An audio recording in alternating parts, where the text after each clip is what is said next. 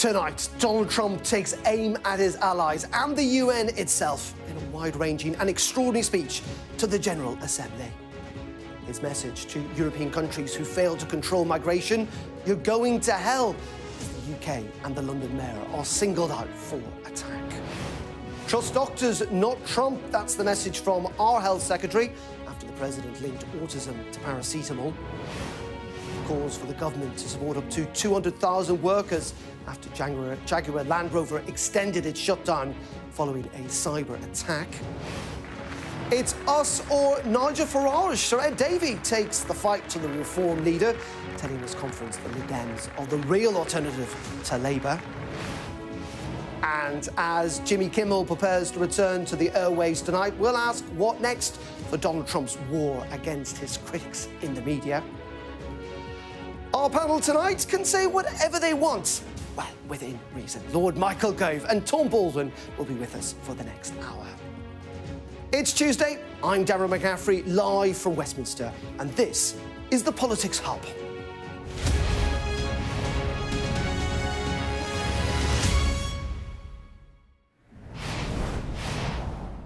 A very good evening. Now, I've always been told don't talk in cliches, and I really don't want to, so please forgive me. But today I think we've proven that a week really is a long time in politics, because do you remember this?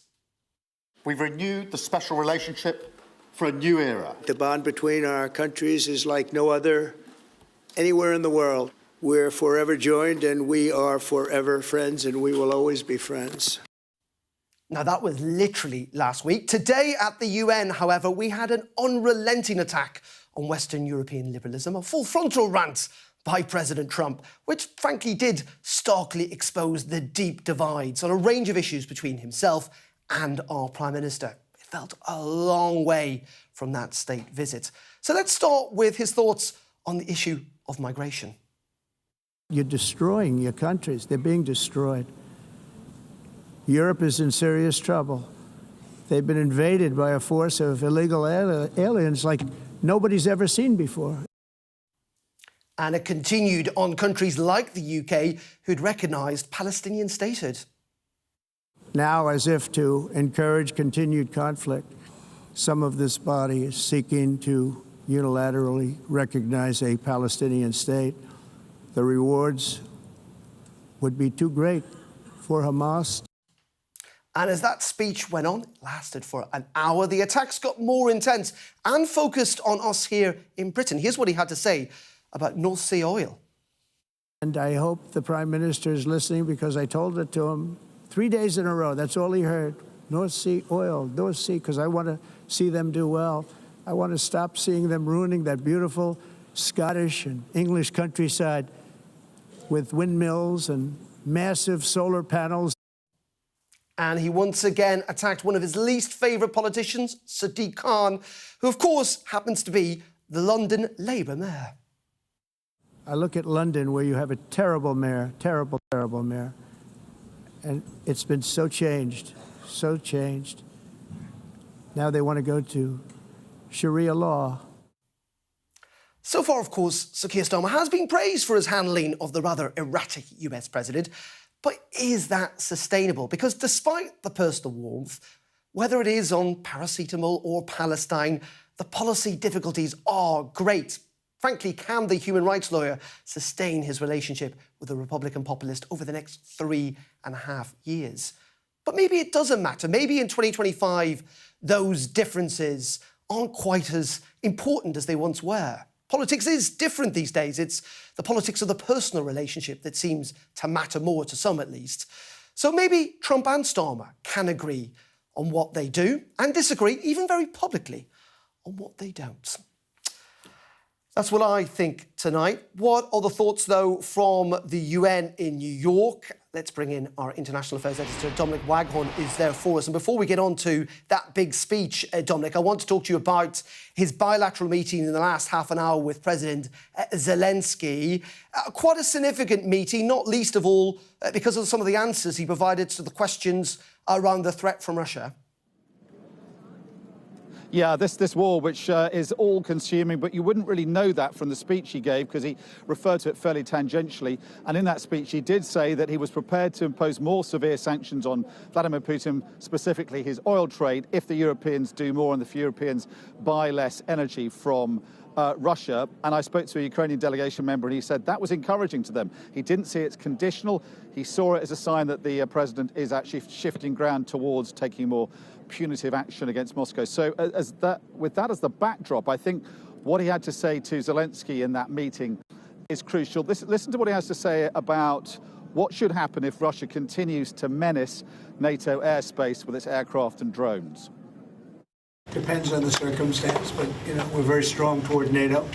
NATO has stepped up. When they went from 2% to 5%, that was great unity. Yeah, so that raises the possibility of the Europeans, members of NATO, attacking and shooting down Russian aircraft. And this is becoming a live issue because the Russians have been flying into Polish airspace with drones, into Romanian airspace, and then also spending 12 minutes in Estonian airspace. Now, reportedly, there are members of the Trump administration who feel that the Baltic members of NATO in particular are rather amplifying the threat about this. And they're saying they don't want to see NATO shooting down Russian aircraft in a kind of trigger-happy fashion. And that kind of difference, if you like, between where the Balts are, the Baltic members of NATO, and where Washington might be, could be a kind of gap that Vladimir Putin could kind of exploit by driving a wedge through and weakening the alliance. Certainly something he would like to do. So I think it's crucial to hear the American president sounding more like he's in favour of more decisive action against Russia should it menace NATO airspace. And Dominic, let's talk about the speech itself. It was, roughly an hour long, and it was very much from the Donald Trump playbook, attacking everything from migration to climate change. Yeah, it was. It was long and rambling. It was meant to go on for less than 15 minutes. That's the allotted time each world leader is given to speak. He went on and on and on, didn't he? He went on for, I think, almost an hour, and it was what he calls a weave. He had a script, he had a speech, but he kind of weaved off it and back onto it from, one place to another. I think what we have to always remember with Donald Trump is that for him, politics is sport. And it's kind of like wrestling for him. He has these villains. He has this whole pantheon of villains that he has, but also members of MAGA have as well. People like Sadiq Khan, the mayor of London, the whole of Europe, socialists, liberals, Muslims in some senses. He's having a poke there at Sadiq Khan because he's a Muslim mayor and he says he wants to usher in Sharia law. And there are certain issues that he always goes back to. So climate change being a hoax, immigration being a massive problem for Europe, something that he has controlled, but something that will lead to the ruin of Europe. These are all familiar themes, if you like, for Donald Trump. I think what was quite telling was when he met Antonio Guterres after the speech, it was all fine. It was all very cordial and civil. And I think a lot of this is actually aimed not at the people in this hall there, the iconic UN hall. It's the people outside. It's in America. It's particularly in his constituency, out there across the massive MAGA base, who see these organisations, these international organisations, they view them with great suspicion and they surround them with conspiracy theories. So it's a kind of irresistible target for him to come here and really lay into the UN, really lay into the EU, lay into people like Sadiq Khan. It plays well back in his base. He said in this speech that he is more popular than he's ever been, and the opposite is true. If you look at the opinion poll, the ratings and the approval ratings for President Trump, they are as low as they've ever been in his second term. And I think a lot of this was about domestic politics, pushing back against that and throwing some red meat, if you like, to his base by having a go at all kinds of their favourite enemies. OK, Dominic, for the moment, thank you very much indeed.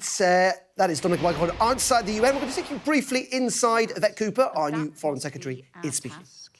We know what needs to be done. We need a ceasefire now. We need the release of all the hostages. We need the immediate restoration of aid and support for medical care. And we need a broader framework for the lasting peace. And I welcome and support mediation efforts being made by the United States, Qatar and Egypt to seek an end to conflict and to seek peace. We know too that Gaza cannot be seen in isolation from the West Bank. The Israeli government is tightening its stranglehold on the Palestinian economy and continuing to approve illegal settlement construction, including just recently in the E1 area of East Jerusalem, which is a further blow to the viability of a two-state solution. And we urge Israel to reverse these plans. After 2 years of bloodshed, I believe the world is united in wanting this awful war to end, united in wanting all the hostages released, united in rejection of any role for Hamas in the future of Gaza or the future of a Palestinian state, united in wanting Israel to unblock aid and end the humanitarian catastrophe, and united in wanting a better and more peaceful future for the region, with the reconstruction of Gaza, the dignity for its people, and a new era of relations to support their collective security. And that future must be based. There you go. That is Yvette Cooper speaking at the UN Security Council. We'll keep across what the new Foreign Secretary is saying, clearly talking about Palestine and Israel, and we'll bring you that here on Sky News a little later. But let's bring in our duo for this evening back here in Westminster, former Labour Party advisor Tom Baldwin and former Conservative Cabinet Minister, now editor of The Spectator, and of course Conservative peer Lord Michael Gove. Gentlemen, very good evening to you. Michael, let's start with you if I can. And we heard that speech from President Trump, that meeting with President Zelensky. Is your sense, because it's so difficult to judge these things, he does seem to change his mind and say different things on different days, but he is now prepared to take a more aggressive approach towards Russia? I think he's certainly prepared to support NATO in being a little bit more assertive because, as I think you pointed out earlier, he sees politics very much in personal terms. He feels, and said last week, let down by Putin. And so in that sense, I think that NATO has greater room for manoeuvre. But I also think Dominic Wanacon made a very telling point when he compared Trump's performance to that of a WWE wrestling star, a sort of Hulk Hogan figure. When he's speaking at the UN General Assembly, when he's speaking on lots, though not every platform, what he's really doing is playing to the crowd, playing to the domestic crowd. And the skill for any diplomat or foreign leader is to work out when this is a rhetorical flourish to get the crowd cheering, and when it is actually a substantive change of position. Tom? Yeah, I think Michael's right that there's a difference between what Donald Trump says and what Donald Trump does. And there are really quite significant differences between his position and the British government's position, whether it's on climate change or his view that this country's sort of on the cusp of Islamic law because of immigration, or his view of the Palestinian state, which we just recognised, or indeed Sadiq Khan. The question is whether, for the British government, is whether you want to make more of that, whether you want to amplify that, because that would play well to the gallery of Labour Party supporters. Lots of people in this country, 70% of this country, don't like Donald Trump. You could play up to that, or whether you actually want to achieve things according to your values and vital national interests. So getting a better trade deal than most of the rest of the world, including Europe, is actually quite good for British workers. So sometimes you have to hold your nose and do that. Actually making progress on Ukraine is actually really good for your belief in defending liberal democracy in Europe. And I think Keir Starmer deserves a bit of credit for actually having moved Trump, along with other European leaders like Emmanuel Macron, from the position he was in February when he was chucking Zelensky out of the White House like a sort of failed contestant on The Apprentice, to where he is now. And that is what pursuing your values on the world stage means. And it's not always pretty, and it can feel awkward. But you have to find a way of making progress one way or the other. But isn't that the point, though, I suppose, Michael? Is this sustainable? Because, they are on such different tracks. And yes, there is a bond there. And yes, there's the special relationship with the UK. But, I mean, you listen to that speech today at the UN, you go, God, the politics is so far apart that with every issue and with every turn, it could just become more and more complicated till it becomes impossible, essentially.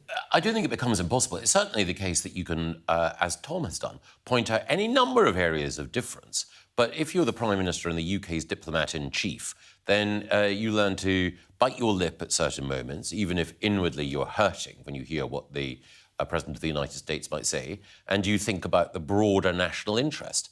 And again, you will disappoint some who will think it's the role of the Prime Minister to be the megaphone for their own feelings of frustration. But whatever other criticisms I might have of Keir Starmer, I do think the way in which he's handled Donald Trump is appropriate for the office and skillful. But I was just going to say, so Tom, just for example, just because we've heard Yvette Cooper talk about it there, recognition of the Palestinian statehood. There's a lot of people saying that rather than doing that actually if you want to improve things immediately on the ground, actually using that leverage with a White House who can genuinely change potentially Israeli options and views on this. That would be a way for the UK rather than doing what he's done in terms of recognising Palestinian state. Well, I mean, I think that's why he's played the card now rather than a year ago. OK. Yeah, I mean, sometimes people sort of overestimate our influence on Palestine and Israel. You know, it's not like Iraq where we're sending troops into Iraq and shooting people. We have virtually no influence on this situation. This government's done lots of things I don't think the last government would have done, you know, including saying the ICC has a right to prosecute Netanyahu for war crimes, taking sanctions against Netanyahu's regime, stopping all but very, very few arms sales, which would actually affect Ukraine too, you know, and recognising Palestinian state. But in the background, they've been working with a quartet of other countries to try and find a viable peace process. Now, it's really hard. It's been going on for decades, but that's all we can do. So when people sort of scream, you know, genocide enabler and things like Starmer, I think it's sort of you have to sort of recognise what is it he can do and what is it they think he should do that he's not doing. That's the real question. Michael, let's just briefly also talk about migration. I mean, this is something he's talked about a lot, particularly in regards to Europe and indeed to the UK. This is feeding into our politics as well. I mean, it is feeding into reform and Nigel Farage. Yes, it is. And I think the principal purpose of Trump there was to say decadent Europe can't deal with this problem, but we are here, you know, ICE, the enforcement squads that he's sending into cities have been, you know, controversial with some, but he wants to say to his base, look, I'm really making a difference. But it does feed across here because there are people who argue, well, if Trump is capable of effectively closing the border, we should be here. But there are different flows in Europe, and also there are different political dynamics at work here. So, yes, there is a read across, but I think it is appropriate for us to look at it principally as a way of him affirming to his base that the action that they wanted to see is being taken, and he's making the point, look, there is a difference. I've made a difference. That's why you voted for me. But is it, you know, that language, we're going to hell, Tom, you know, I don't think Farage has gone that far, but he's teetering on the edge. I mean, it's quite incendiary language. Look, I think Farage is Britain's Trump. And it's, you know, and it's very tricky for Labour, and I think it's one of the strategic dilemmas they've got. That if, as they are now doing, they're trying to say Farage is a fake patriot. Farage represents a danger to this country. He's going to exploit and deepen grievance. He will lie his way to power. The best proof point for that is the guy sitting in the White House who, for reasons of vital national interest and values, they can't criticise. So it is a real problem for Labour about how, you know, if you're going to take on Farage properly, and it's a disgusting plan to round up people who've been living here for years and working in this country for years and owning property and contributing to the community, round them up and send them home. If you're going to take on Farage, you have to compare it at some point to what Trump's doing in America. As you say, it's an interesting dilemma for Labour at the moment. Gentlemen, for the moment, thank you very much indeed, because we're going to stay with Donald Trump and his politics, because, of course, when it comes to health officials in the UK, they spend all day today telling the public not to listen to President Trump's suggestion that paracetamol is the potential cause of a meteoric rise in the cases of autism in the United States. Here, first of all, is our health correspondent, Laura Badenoch. Liz Bell is 9 months pregnant and due any day. It's her first baby, and she's taken paracetamol at different points of her pregnancy. One of the things that you are always told you can have to manage pain relief is paracetamol. So for that to now be thrown into doubts, and for lots of women around the world to now question whether they can have that pain relief I think it's awful. Has it engaged the head now? Like all new mums, Liz has a lot of information to navigate, but was furious when she heard Trump linking autism to paracetamol. I was really, really angry. I was angry because I knew myself before I'd even checked, because it's Trump, that there wouldn't be enough scientific evidence behind what he was saying. And then when I did do my own research, I saw exactly that. So I was angry that this misinformation was being spread on such a wide global stage. Her anger is shared by many, April Austin teaches antenatal classes. She's also autistic and has a child with autism. You come out and you say, oh, I have autism, people tend to look at you a little bit differently, and the favourite one I get is, you don't look like you're autistic. There is already so much misinformation and a lack of research and understanding of what autism is, and this just pushes the stigma onto autism being a problem. Trump's advice has been robustly refuted by the health secretary. I would just say to people watching, don't pay any attention whatsoever to what Donald Trump says about medicines. A bit, yeah. In fact, don't even take my word for it as a politician. Okay. Listen to British doctors, British scientists, the NHS. And from NHS leaders, disbelief, anger and outrage. We've done extensive research. We really understand the science behind this, and there is no evidence at all that paracetamol is anything other than safe. And in fact, we would encourage women who've been prescribed paracetamol to keep taking it, because we only prescribe medicines in pregnancy for very good reasons. Experts from the UK, Europe and globally have united in response. Paracetamol is safe, and the far bigger risk here, believing President Trump's extraordinary rhetoric. Laura Badenoch, Sky News, Milton Keynes. Well, Michael and Tom are still with me. And Tom, to pick up on the point we were just talking about, that's in many ways an example of it, isn't it? Which is President Trump saying something that a Labour government, a Labour health secretary has to go on TV the next day to say, don't listen to him. Yeah, look, we're living in this, people call a sort of post-truth world, where we got a president in the White House who doesn't believe in facts. He lies all the time. He makes stuff up. He rambles on. And he comes up with these crazy theories and sometimes conspiracy theories he's taken off the internet. And it's really nasty, this one. It's not nasty if you're pregnant and worried about, whether you can take it or not. It's worrying if you've actually got an autistic child and what that does to those parents, I think. It's a really horrible thing to do this. And there is no evidence for it. And Westring's quite right to go out and say, this isn't true. But the next step, Nigel Farage at the Reform Conference had one of these anti-fact, anti-vaxxers on his stage, parading around, saying actually the royal family had got cancer because of the COVID vaccine. It's a really worrying kind of politics. It's a really, we're talking about medical. This is the most dangerous virus around at the moment. There's post-fact, fake news, conspiracy theory nonsense. And, you do have to take it on at some point. What's your thought on this, Michael? Because, there are a lot of people, particularly on the right, who either say these discussions should be allowed to be had or also question the science, frankly. Well, there has been a growing group, not just on the right, but certainly very strong voices on the right, who have been questioning some of the assumptions within medical science. It's a phenomenon that's gathered force since COVID. Again, as Tom points out, a resistance to the vaccine morphed from being a libertarian argument about what the state could require into actually questioning the efficacy of the virus and the motivation of those who produced it.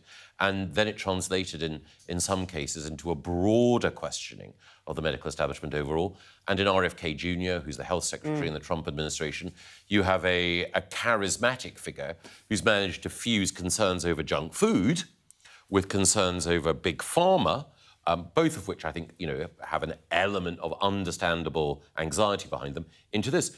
But I think one of the points that Tom made is a particularly important one as well, which is what Trump is in effect saying is that autism is somehow something that should be eliminated, that it is possible to free the world from autism in the way we might want to free the world from malaria or tuberculosis.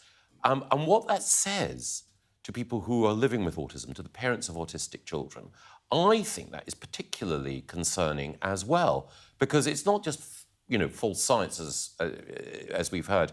It's also a way of saying that a condition with which lots of people are living, which requires careful handling and support, but which is just part of the breadth of human experience, is somehow a pestilence that needs to be eradicated. I just think that's terrible.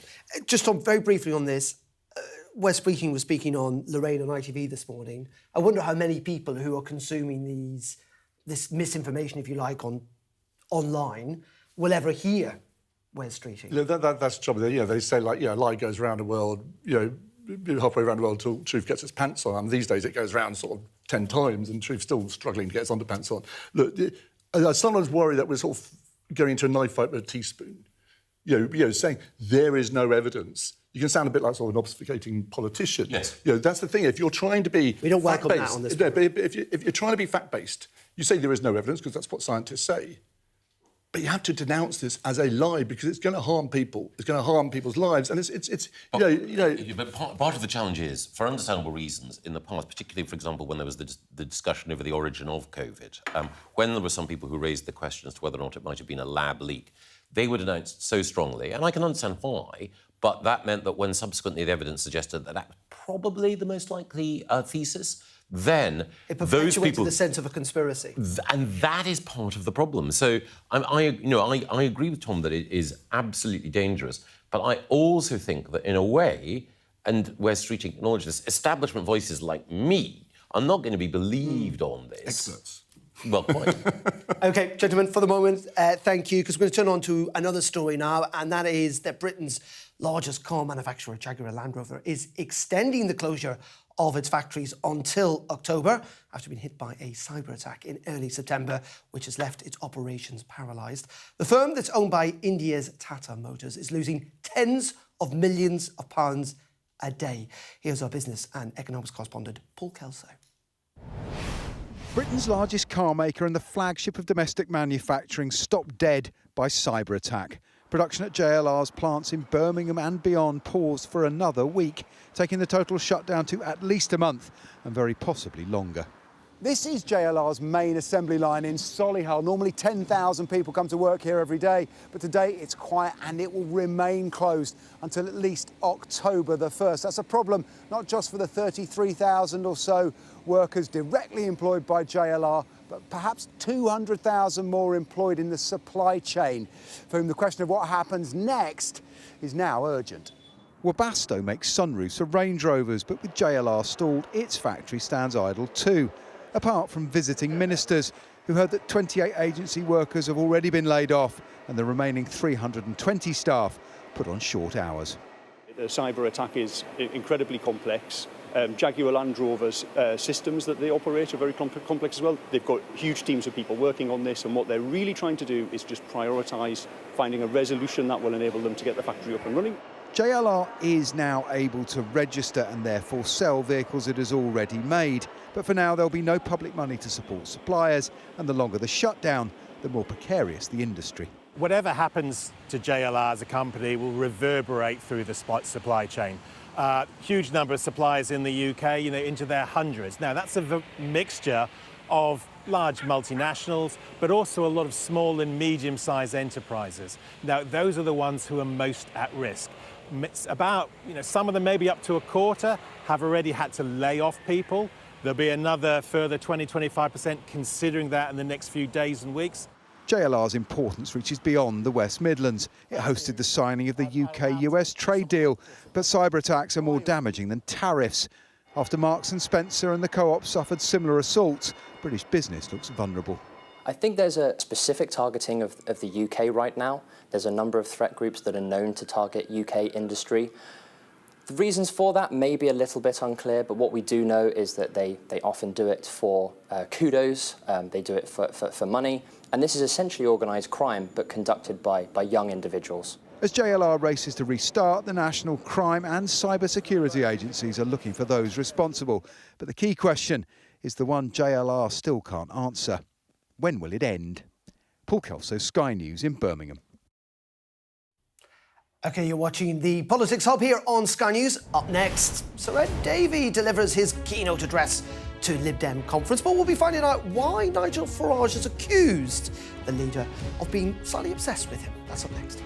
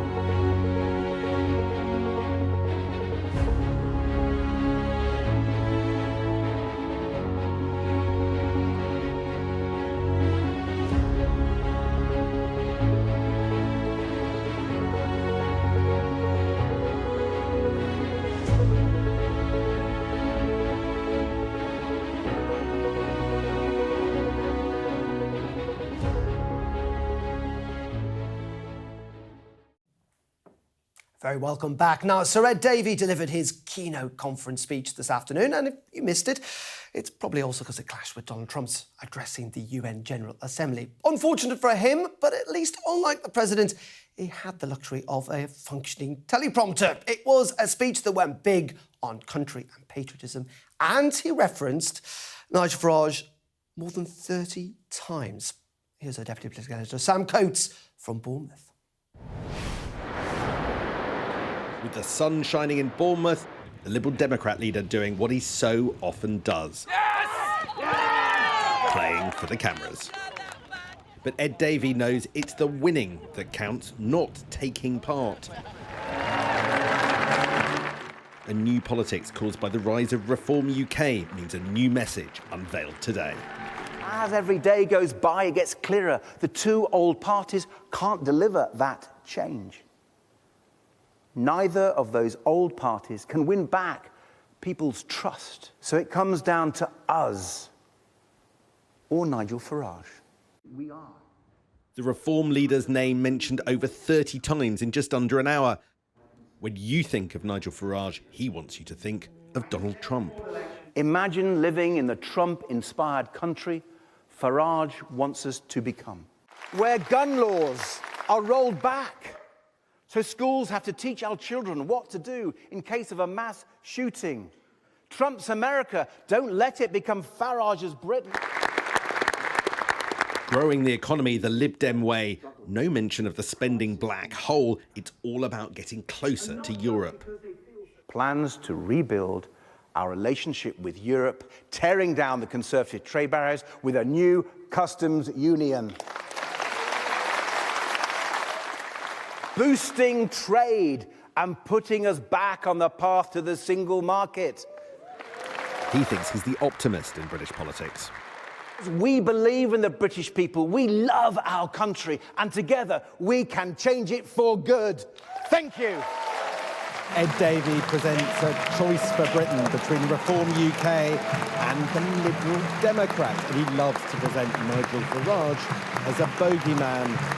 But with gaps in the economy, migration and social justice, can his vision of optimistic patriotism really propel the Liberal Democrats to the next level? Wasn't it a bit weird that he didn't mention the Prime Minister by name once? There wasn't really an attack on Labour at all. I didn't notice it. I was very excited about he was mentioning. I hadn't noticed it at all, to be honest with you. Maybe it wasn't as left-wing as perhaps it's been in the past. Maybe it wasn't focused on more than pointing out the flaws in what the right wing are bringing to the country. Two-party politics dismantling before our eyes. The Liberal Democrats have waited in the wings for years for this to happen. They want it to be them, not Reform, that takes centre stage. Sam Coates, Sky News, Bournemouth. Well, I caught up with Sam in Bournemouth a little earlier before we came on air. Sam, we spoke yesterday, and you were kind of making it clear that the Lib Dems weren't really punching through, if you like, with his conference. Did that keynote speech today from Ed Davey, did it change that, in your opinion? Well, it had a pretty specific aim. And look, Dan, I think the Liberal Democrats are pretty explicit about what they were trying to achieve. Ed Davey walked on stage with one target, with one bogeyman, and that was Nigel Farage. And really a large chunk of the speech to Liberal Democrat conference was attacking Reform UK, trying to tie Nigel Farage to Donald Trump, who polls very badly in the UK, and to essentially toxify and warn people of the dangers of him. He's not going to be the only leader that does this over the conference season, but Ed Davey has got in there first and done it kind of with aplomb. There were eye-catching moments. He suggested that teachers might end up teaching their kids to stay underneath school desks if Nigel Farage rolls back the gun laws and liberalises the gun laws like they have in America. This is apparently based on comments by Nigel Farage in 2014, so maybe seems a bit of a stretch to bring that forward to the present day and suggest it's a Reform UK policy, but nevertheless, Ed Davey thinking that Nigel Farage should be held to account on his record in a way that I think sometimes frustrates him. He doesn't think happens at the moment. The question is, first of all, whether or not you think that association between Donald Trump and Nigel Farage will particularly stick with voters. And secondly, that eclipse the Liberal Democrat attempt to present their own vision, to set out their own prospectus for voters. But Ed Davey, very clear of the job he wanted to do today, and sort of went ahead and did it. Yeah, and that is part of the frustration, isn't it? That we can still quite understand what Lib Dem policy might be on a range of issues. But it does feel, Sam, at the end of this conference, they're at a bit of a crossroads, aren't they, about what to do next in terms of strategy, and maybe, even dare I suggest it, who leads them into the next election. Yeah, I mean, if you were looking for sort of areas where things weren't pretty fleshed out, you know, on the economy, he doesn't really talk about the big black hole on spending, which is possibly the biggest political issue facing the government this autumn. I don't really know where the Liberal Democrats would take us on migration. You get different things in private from different Liberal Democrat MPs, and even social justice. Many Lib Dem MPs are sort of centre-left, as it were, and there isn't a great rallying set of policies around that. And I think it's for this reason, because as it stands under Ed Davey, what the current Liberal Democrat leader is doing is saying, look, the way to gain dozens more seats at the next election maybe is to get more votes from disaffected Tories. Now, that requires you not to sketch out a big sort of scary left-wing prospectus. And so there's a sort of don't scare the horses vibe about the way that Ed Davey approaches it, the stunts and the sort of gentle approach. There are some in his party that wants something a bit bolder, something a bit bigger. They think there could be electoral gains, maybe 200 seats at the next election if they went down that path. That probably wouldn't involve Ed Davey. The problem is that Ed Davey is somebody with a track record of having delivered the Lib Dems the most seats they have ever had. So it does feel quite hard to imagine him going precipitously. But it is a party that I think some believe should be in search of a slightly crisper definition. OK, Sam, as always, for us there in Bournemouth, thank you.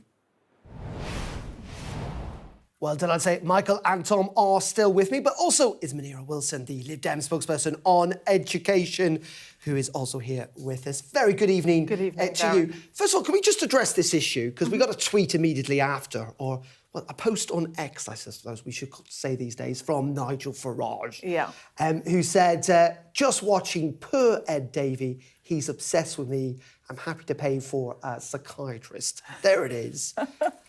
I mean, he did mention him over 30 times. Why? Why? Because Nigel Farage is a threat to this country and British values. And I think, you know, millions of people up and down the country who want something different from the Conservatives, who left the economy and our public services in a mess, who feel let down by Labour, who came in with such hope and optimism and thought they'd bring about change, are looking for an alternative that represents British values of fairness, decency, tolerance, the rule of law. Farage doesn't represent that. He's cozying up to Trump. We've heard this afternoon some of the outrageous things Trump is coming out with. Ed Davey wanted to paint in primary colours that we don't want the UK turning into Trump's US. But don't voters also want actual answers to the big questions facing the country about our ballooning national debt, about the fact that we haven't had economic growth for quite a long time, you know, the fact that the small boats crisis is continuing, and yet all I've heard from the Lib Dems over the last couple of days is Elon Musk, Donald Trump, Nigel Farage. None of the actual substantive... Darren, I don't think you were in the conference hall. We are... I was there yesterday. The Liberal Democrats, one thing we don't lack is policy. We spend days at party conference discussing policy, and some of that is shared with the media. You choose to report some of it and not all of it. But Ed talked about the risk and the threat to this country from Farage, but he also set out some of what our Liberal Democrat vision is, and you talk about economic growth. We agree.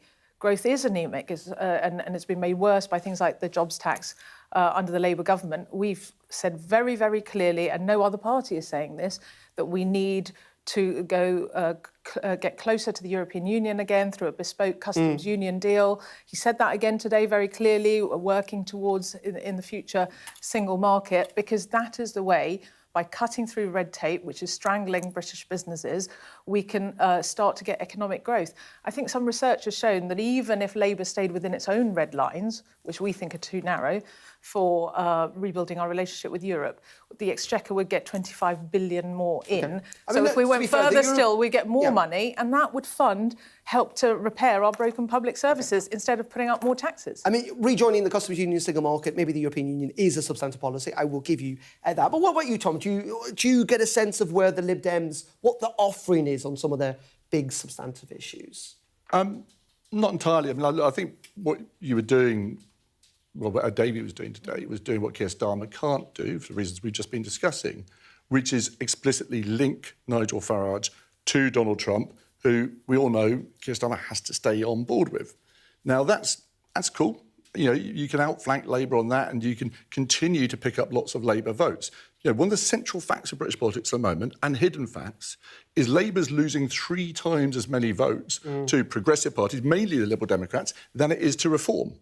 So, you know, and that's not necessarily good news. I mean, it's obviously bad news for Labour. It's not necessarily good news for you either, because if you're picking up Labour votes in the wrong places where you're not going to win, what you're doing is you're guaranteeing that the Tories and Reform win those seats instead. What you need to be doing, and I think you know this, is be picking up more Tory votes in the kind of seats that you won last time. And the danger with this strategy is you're actually going to bring Farage about as Prime Minister. But there are plenty of traditional Conservatives, many of whom turned to us at the last election and are looking to us because they can't bear Farage and Trump, and they see what we are representing, which, as I say, is traditional British values, and being proud of our country and being proud of our flag, and don't like the divisive politics that we're seeing from Farage and co. But you're not picking up votes from the Tories at the moment, you pick up votes from Labour. And can you sustain that potential? The last set of local elections built on what we did in the general election last year. Is that a sustainable position where we outflanked the trying to Tories? appeal to Labour voters on the centre-lefts while at the same time retaining, even if they are one-nation Conservatives? Is that possible?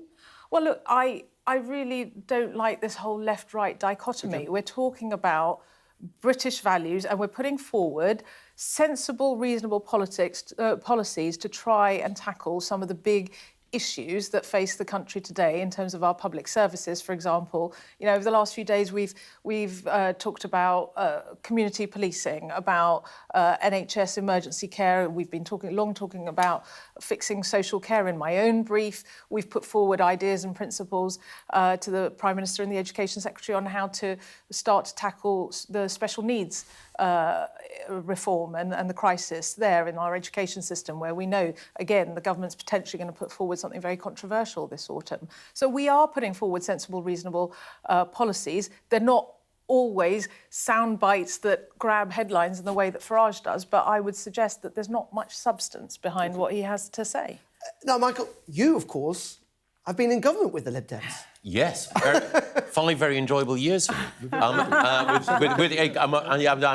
enjoyed watching my former cabinet colleague Ed Davey, who I enjoyed voting with for 5 years when we were in coalition together. I'm pleased to see that he's flourishing still. There is a difference.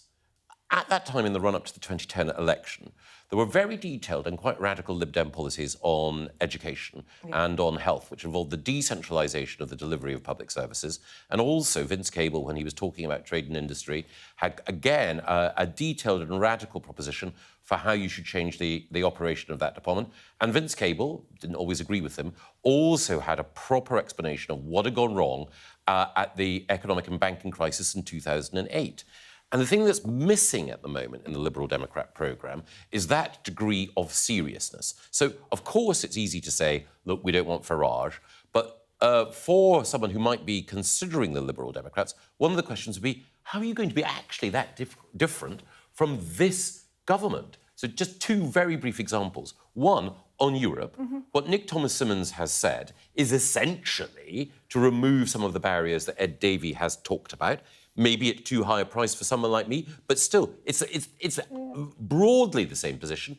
And then, on one area where the Liberals should be liberal, on digital ID cards, as far as I could tell, the Lib Dems are diluting their opposition to that, moving closer to the Keir Starmer position. So, obviously, I'm never going to vote Liberal Democrat. But for those of my... For those of my wetter friends who might be considering the Lib Dems, the barrier is a lack of policy rigour. OK, Manira. So on Europe, I'd say we actually going much further and want to go much faster than the Labour Party wants to or will ever do because of the coalition of voters they're trying to hold together. And on digital ID cards, we've said we are open to the principle. We are yet to see any detail from this government because, look, we are in a different age now. We're in a technological age where all of us are handing over our data on a daily basis. And if it means that if it's optional, I would absolutely not be in favour of something that was compulsory in terms of digital ID. But if it's an optional scheme, which then allows people to access public services more easily and prove their eligibility for services more easily, then we're saying we'd be open to exploring that. But we have yet to see any details from the government. So we've essentially run out of time, I'm afraid, on this. Very briefly. Look, one big difference between you and the government is I don't think you're willing to make tough choices. A tough choice means sitting down with Donald Trump to negotiate a trade deal or try and get progress on Ukraine. Last week, Ed Davey wouldn't even sit down for Donald Trump with dinner. Manira, very briefly. Well, that was about trying to put pressure, to highlight the plight of Gaza and Palestine and take a strong position. He said it was not an easy decision to make, and you and I both know that Ed probably wouldn't have had a chance to talk to Donald Trump at that. Would he sit down with him in government? Well, honestly. Well, of course he would if he were in government. If he were the Prime Minister or the Foreign Secretary, then he'd have to. But he wouldn't be down on bended knee in the way that Keir Starmer is, let me tell you. And the British people don't like what they see. And I've no doubt this is going to continue after the programme. But thank you very much indeed, Manira. Thank you. Tom, Michael, for the moment, thank you very much, because we have to take a break. But before we do that, let's tell you about the pay-per-view tonight. I'm sure there's going to be a reaction. Lots to it, to Ed Davey's speech. We've got an extended press preview from 10:30, a look at tomorrow's headlines. Join us will be the UK Director of More in Common, Luke Turrell, and the journalist and broadcast, Jenny Kleeman. OK, you're watching the Politics Hub. Up next, Jimmy Kimmel is back tonight, but the row over free speech is definitely far from over. We'll be talking about that after the break. Coming up on the UK Tonight from 8, I'll be speaking once again to the family of grooming gang victim Jodie Sheeran. After this programme learned that police evidence was withheld from prosecutors when they reviewed the case twice. Also ahead, Donald Trump condemned by experts here in the UK after claiming that there is a link between autism and paracetamol. And tributes to cricket umpire Dickie Bird, who has died at the age of 92. I'll speak to former England captain David Gower. All that and much more to come on the UK Tonight at 8.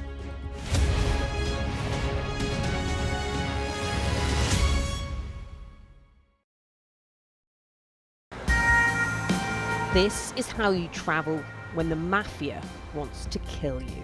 He's almost given up his own freedom, but that's the price he's willing to pay. Here, they don't just arrest and Ndrangheta mafia members, they also live among them.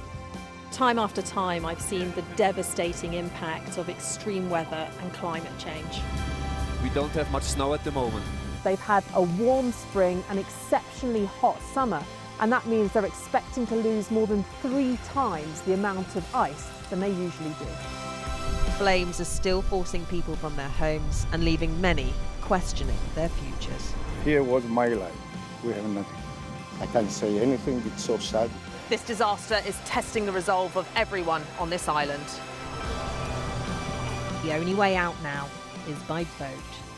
Everything you see is devastated, and the misery being felt by people living here is repeated in towns and villages across Central Europe. Sky News, get the full story first. Turkey is burying its dead. The loss is profound. Whole families died in this collapse, generations wiped out.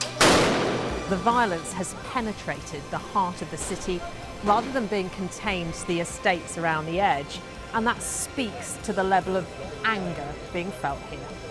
In Sweden, police have seized a lethal stash This is just a small sample of the deadly arsenal taken off the streets. This is an example of an advert, really. Anyone of any age could say, I'll do that for £1 million, and then have to go and shoot someone. Yes. I'm Siobhan Robbins, Sky's Europe correspondent based here in Berlin.